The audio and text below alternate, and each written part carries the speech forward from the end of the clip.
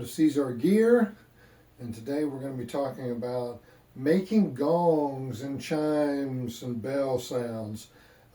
This came about because I was speaking with some of my students about the Hornbossel Zox organology, and they didn't know what an idiophone was. And I was trying to explain, a symbol or a woodblock or something like that. And I even said even a mixing bowl, and they didn't make the connection, or at least most of them didn't make the connection. So I decided that I was going to make a video about idiophones effectively, but specifically ones that have some sort of ringing or long decay property to them that you can find around the house mostly, and get some pretty good sounds for sound design out of them. So I just posted a little Instagram video that's sort of a goofing around version of this, but this will be a little bit longer, and this will be a little bit more about the playing technique and the certain elements of how you can use them, or what you might need to think about when you use them, sort of a thing. The first thing that we'll talk about is just that, mixing bowls. So mixing bowls, I picked up this one I think for like $4 or something at my local Chinese grocery store. A great source of all kinds of stuff for your kitchen and whatnot, and it sounds fantastic. So I like to play the mixing bowls typically with a mallet that's rubber, and all I've done, in case anybody's, I'm sure you've seen this in other videos, but this is literally just a broken drumstick that I cut the end of it off, and wrapped several rubber bands around it until it made a sphere. And it works wonderfully in most cases. You can also take a high bounce ball and either put a stationary stick through it or something that has flexibility, make a friction mallet type thing out of it. If you are looking to just grab some stuff around the house and make a mallet. Otherwise, obviously, go buy some. Support the people that are making the mallets, because they're good. And this mallet is a hard mallet. I made this one myself. It's not beautiful, but it works, and it is a wooden ball on a dowel, and then with the yarn sewn around it. And which is how professional ones are made, but this one, as you can tell, is wonky and small and weird, but it works. And this is a harder sound, and this is the softer sound, and so we'll test both of them on the bowl.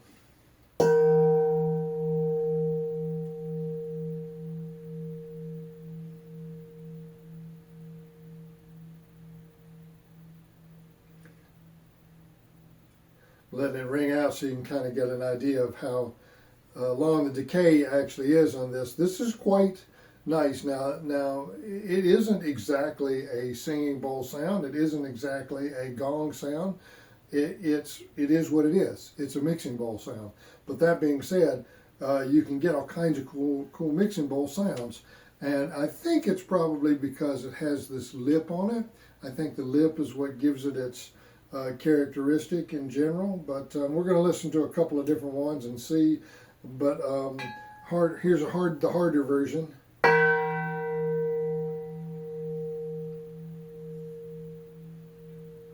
little bit more of an attack, sharper attack at the beginning, higher frequencies in the attack, but in general it's a similar sound. And then I have a smaller one. Now this is also one that I got from the Asian grocery store, and it has a different sound altogether.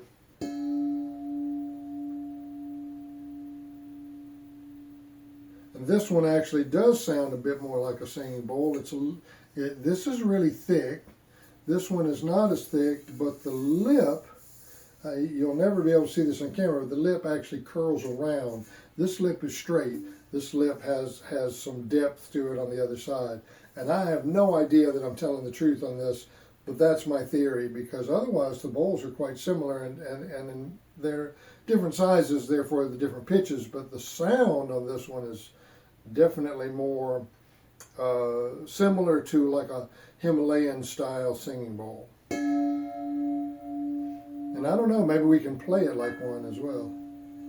You can, look at that, I've never done this. Pretty good.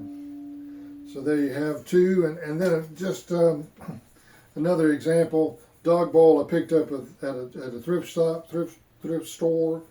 charity shop, or your regional equivalent for those who are the Regical Leon Hallett fans. Yeah, let's see how this one sounds. Ha ha ha! Wow, that sounds terrible. Sometimes when you can't hold them underneath like I normally do, you can just turn them upside down. There's a little dirt in that one. Let's see if this sounds better. No, it doesn't. It's because I'm holding it with 4 fingers. Let's see if I can do it with one. It's really quiet if I do it that way because I don't have any traction. And it slaps against my wedding ring. Great. We're going to try this one more time. Balancing. You learn to become a juggler sometimes. There you go. That's pretty good. Obviously, that's a little bit quieter, but it has slightly different texture, slightly different tone. That's a good one. All right.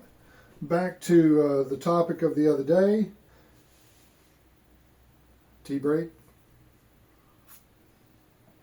Is pot lids.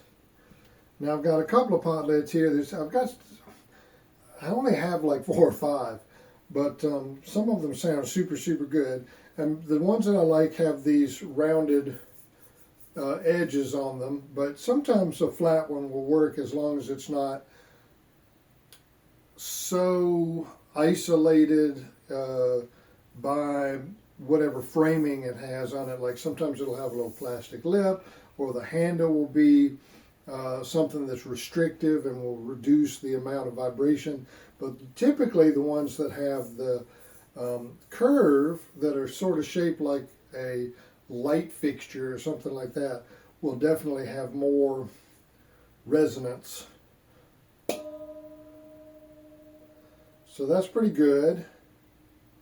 It's a little bit shorter of a decay. Well, it's not. It's just really light.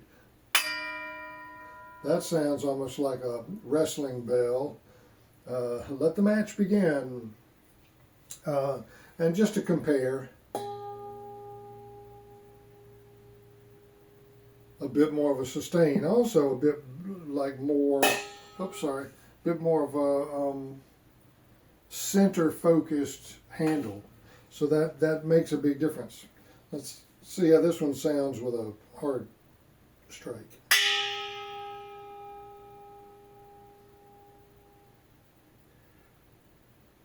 There you go. So another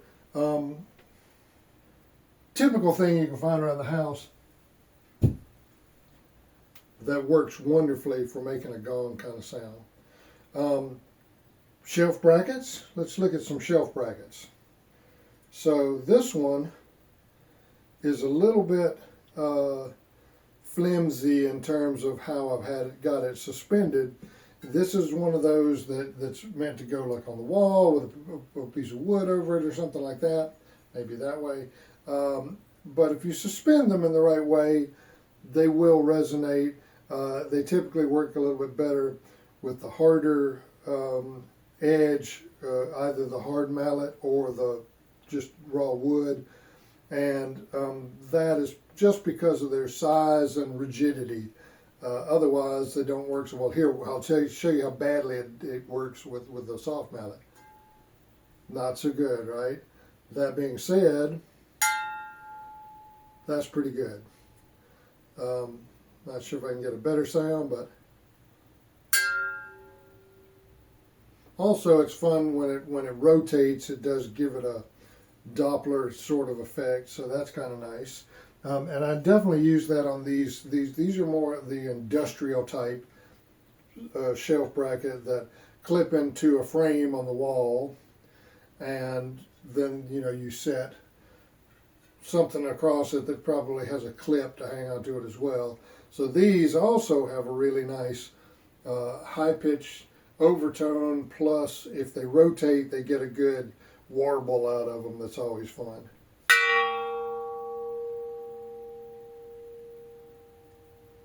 So nice chime, nice sound. Let's try it with the rubber part. I don't know that this will be as good. Actually, it's not bad. So that's something that now these I picked up this one at a thrift shop, a charity shop, for like $1. So definitely easy find for that one. Charity shops are your friend for sound designers. I like to call them a musical instrument shop.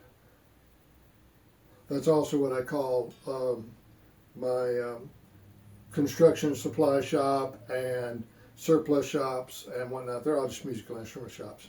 The dollar store, the pound shop.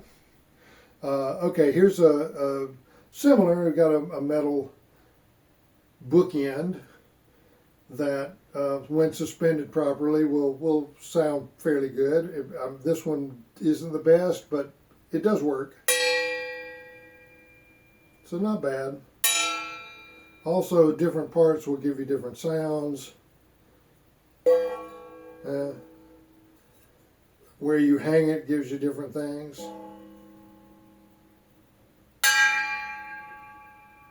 So you just have to mess around and find what works, but it is certainly a good value.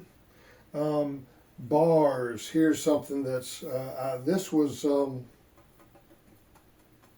maybe from a drying rack of some description, something like that. And I have several of these from that same rack. I was going to maybe cut them in different lengths and suspend them. You can do that. You can like drill a hole at the end, and I don't think this is going to work because I'm holding it, but no, it's not. But there's a you can find a node and drill a hole, hang it, and you'll have like a wind chime kind of sound. But the loudest is when they're full length and you balance them in your hand. And the trick is to find that fulcrum, find that node in the middle for your balancing point. And you don't want to hit the end because then it'll go flipping off into space. And you don't want to hit this way because then it'll just lose balance and fall off.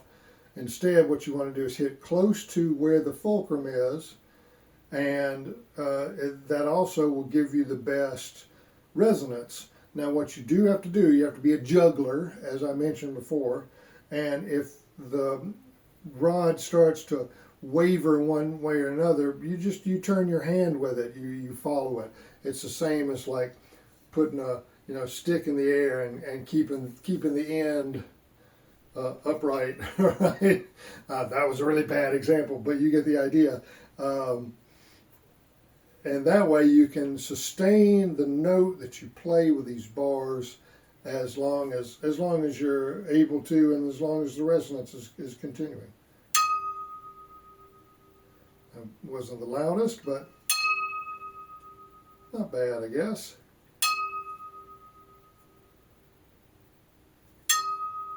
Sometimes going underneath is better. Equally, I've got this rack.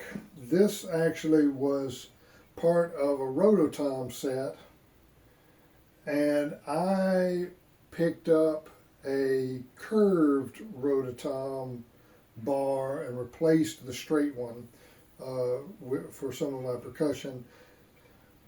And I'm glad I did, because the curve is far more ergonomic for the rototoms. But that left me with this bar lying around, and it sounds great. So let's hear this one.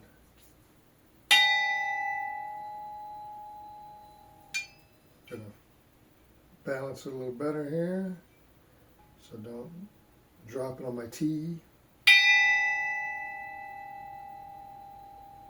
Not bad. Sometimes underneath is different.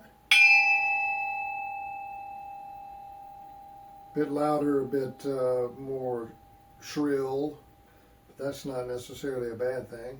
Let's try it with the mallet. I don't think this is going to work so well with the mallet, with the rubbery part though.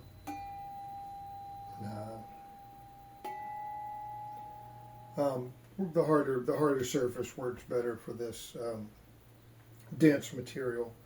Gosh, there's so many other things. This is one that I was trying to get to work earlier today, a 2-liter bottle. And 2-liter bottle is fantastic for creating a resonant sound if you do not open it. If it's got to be sealed, factory sealed. So remember that if you're going to go to the grocery store or the corner shop, go to your bodega and pick up a bottle to use as a chime, don't open it. Leave it sealed. Also, lesson learned today, which is something I never thought about, but it makes sense, is that I had put this in the refrigerator because I live in Texas and it's hot. Bad idea to make from music making is a bad idea. Apparently the temperature being lowered reduced the resonance, and I'm sure that just has to do with the gas inside being a lower temperature or whatnot. But what you do, let's see if it works now that it's warmed up. Now it's sort of room temperature. You use the lip to suspend it. I've done shows where I've suspended like 4 or 5, and with a wire to a rack, and then put a pickup on the rack, because it'll translate up to the rack from the bottle if you have a solid suspension. And it could be a string, but for me the wire worked better. Or just have a good microphone. Like I have a NT4 that I like to use, or if I'm at the studio on campus, I have access to like some Neumanns and stuff like that, and they'll pick it all up. It'll sound really good with a quality microphone. Anyway, let's see if this even works today. The camera probably can't hear it, but it does have good resonance. It's just not very high pitched with this particular bottle. Must be fake Dr. Pepper is denser than most liquids. Wouldn't be surprised. Anyway, trust me on this one. Give this one a spin. I know that the sound quality for this particular bottle is kind of rubbish, but give it a try. Give it a try. Works with small, like 12 ounce, 20 ounce bottles, 2-liter bottles, 1-liter bottles are probably the best, actually. So yeah, worth your time to give it a spin. Just pick up a bottle, and if it doesn't work, drink it. Go take a trip to Edinburgh and purposefully pick up a bottle of Iron Brew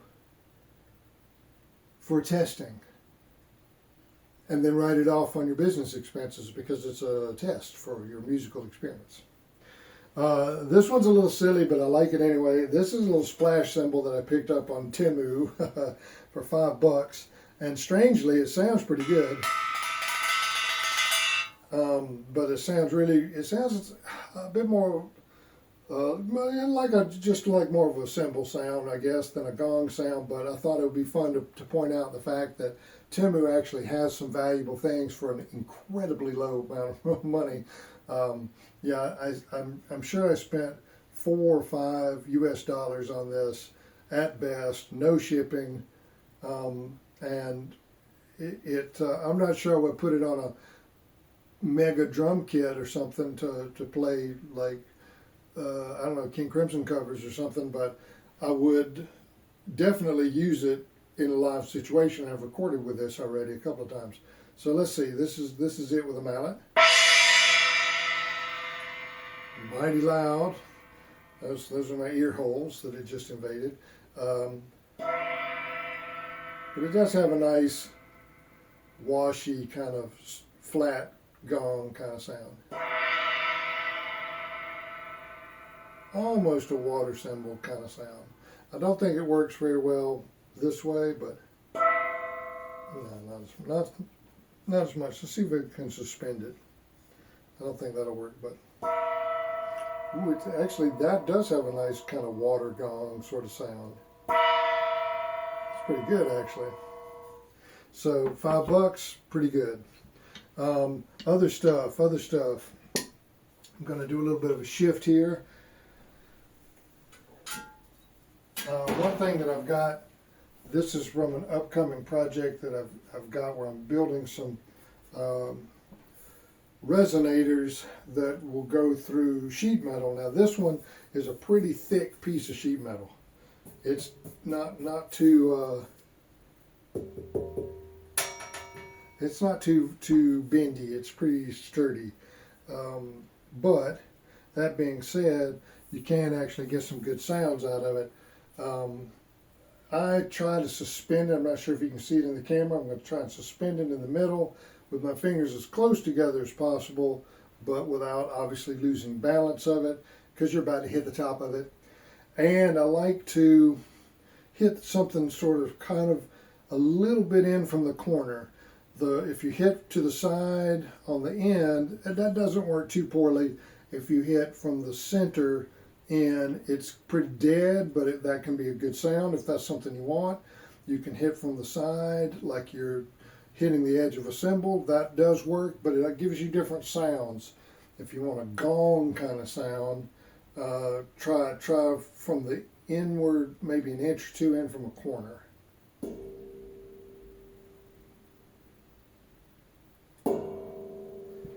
Let's try it with the harder mallet. That didn't change a whole lot.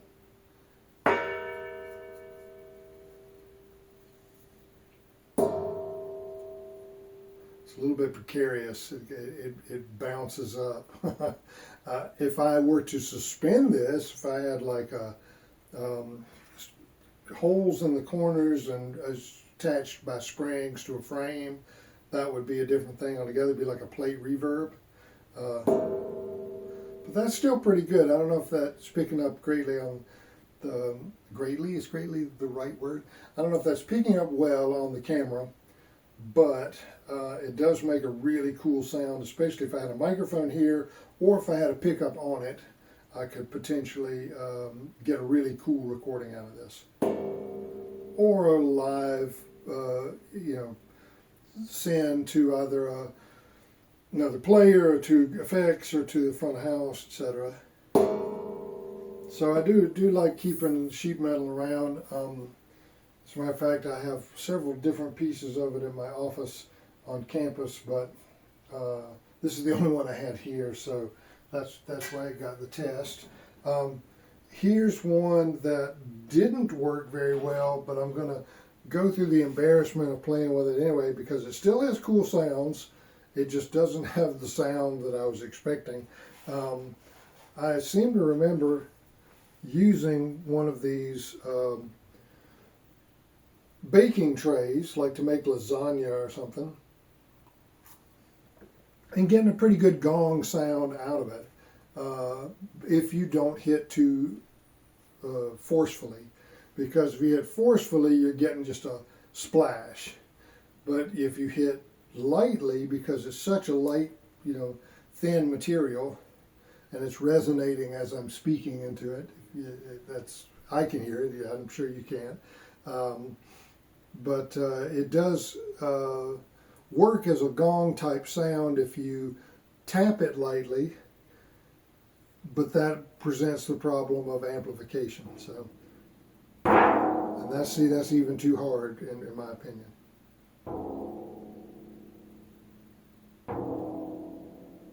It makes an interesting sound and it does resonate. I like that too. That's kind of a splash.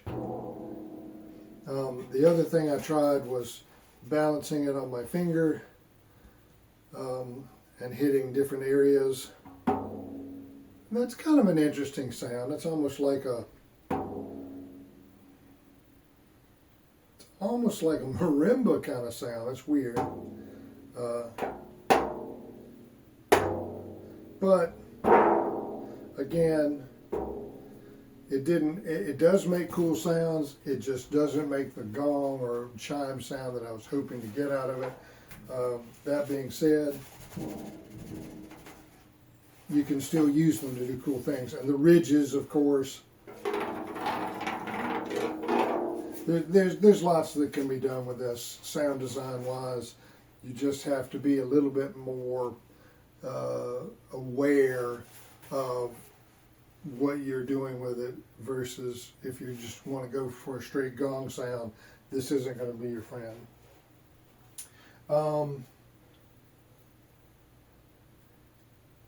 All right, we're gonna go for two more things.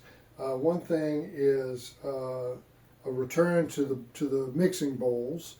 I want to point out that you can sometimes get sustain, you know, like I was trying to do with the second bowl there that had the singing bowl technique I was using on it. You can also use a ball in the middle, and I don't have any marbles with me. They're all in my office. I've lost my marbles. I had to say that. Come on now. But I'm going to use a golf ball and show you that you can sustain a sound and get a sustained gong-esque sound, but it's mixed with the rolling of the ball. So bear with me a second.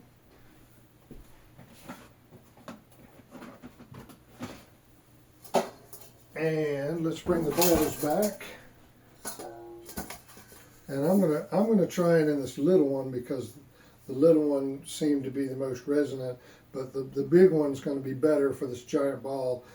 It's good to use a small, like a glass marble or an Aggie or a Steely, something like that.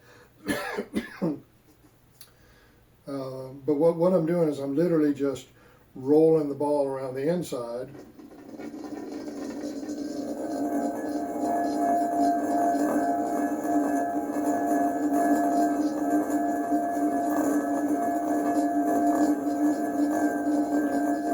And it does give a resonant sound mixed with the roly ball sound. Let's try it on the bigger bowl and then see how that compares.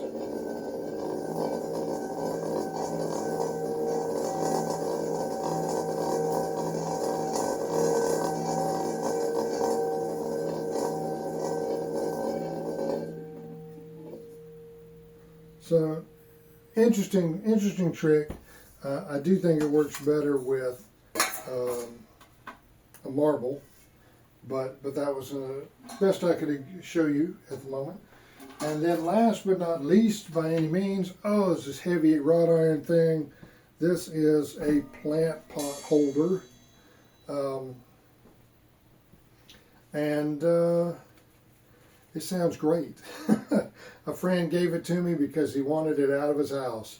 And he said, "Do you have any use for this old plant pot holder?" And I looked at it, knowing I could beat on it and make cool sounds. And I agreed to take it immediately. And it has a plant that lives on it, a big cacti, big cactus. It's a singular plant. And but every now and then the cactus gets another temporary home so that I can make some noise with the plant pot holder. And this is great because it resonates this, then it resonates these two, and then it all goes back up through the other ones, and it's all out of time, so you have like almost a reverberated version of this.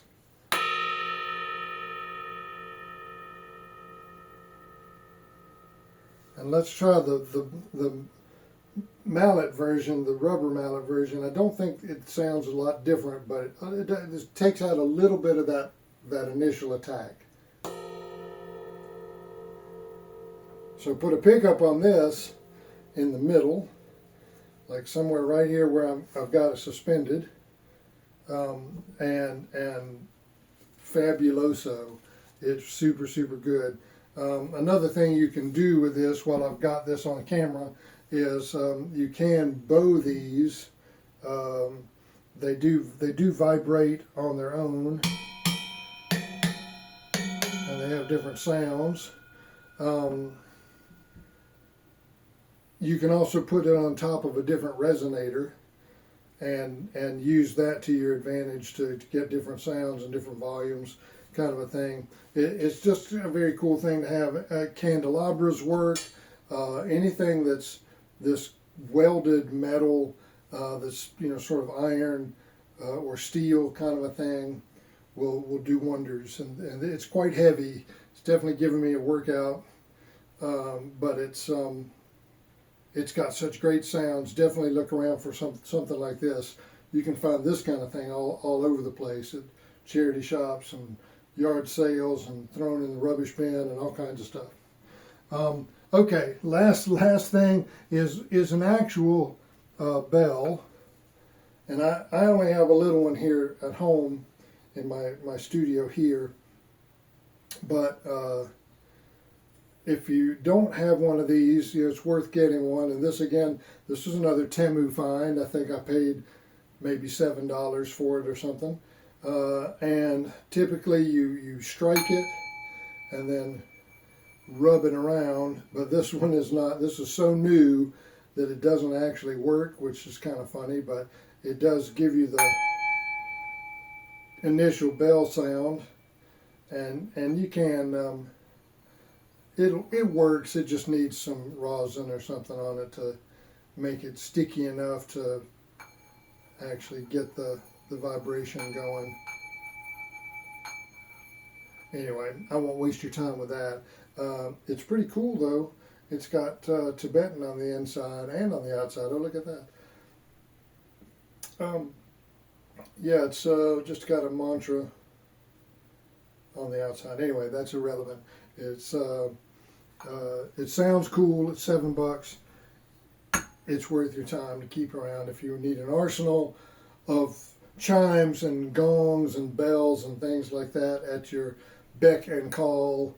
Then it behooves you to A, look around your house, B, check out thrift stores and whatnot. I mean, that's always the thing to do with these kind of sound making devices. And don't discount things like Temu or some sort of online budget or trashy kind of sales spot, because often there is something of value hiding that you've just got to rethink about what it is that you're getting, or what it is that you're going to use it, or how you're going to use it. So it's all out there. It's all out there. The world is your oyster for noise-making devices. That's it for this one. If you want to see more, check out seesarmusic.com/gear. You can also go to my Instagram channel for previews, some of which are quite amusing. I've been chuckling all day at the one I did for this video, and that is Seesar_gear.